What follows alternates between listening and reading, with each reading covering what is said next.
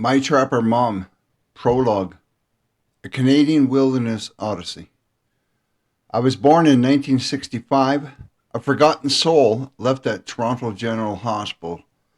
Or maybe I was taken, snatched away for profit by the Catholic Children's Aid. Back then, it was a business. They legally pulled newborns from young mothers who had nowhere else to turn. My adoptive mother, Doris, spotted me in a local newspaper, probably the Toronto Star. She and her husband at the time, Soren, had just moved from Denmark.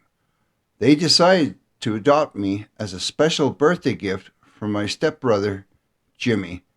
He was already part of the family, about 3 years older than me, and adopted too. Doris, we called her Trapper Mom, was a Danish woman with a heart bigger than the wilderness she loved. She couldn't have children of her own because of medical reasons, so adopting us became her way to build a real family. Starting when I was around age 4, she taught me to read and spell properly, and yes, bake goodies with her. I'll save those recipes for the chapters. She also taught me how to survive out there, cooking over an open fire, sewing clothes from hides, skinning animals clean, even crafting moccasins from scratch, just to name a few things. We'd spend hours together, her knitting needles clicking steadily, or her old Singer sewing machine humming as she pumped the foot treadle.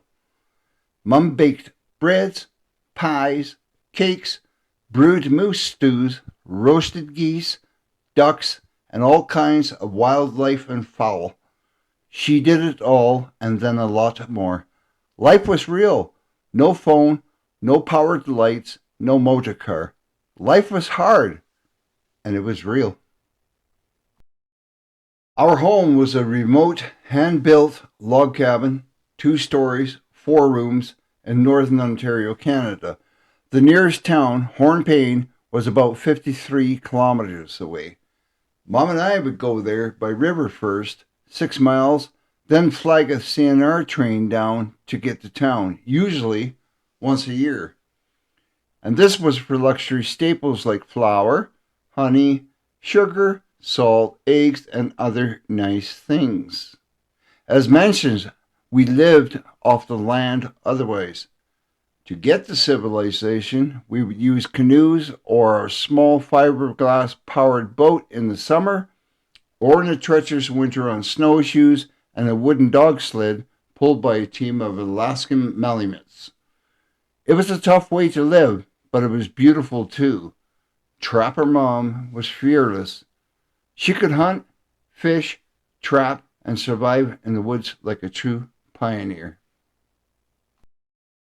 My memories will be embedded in each chapter.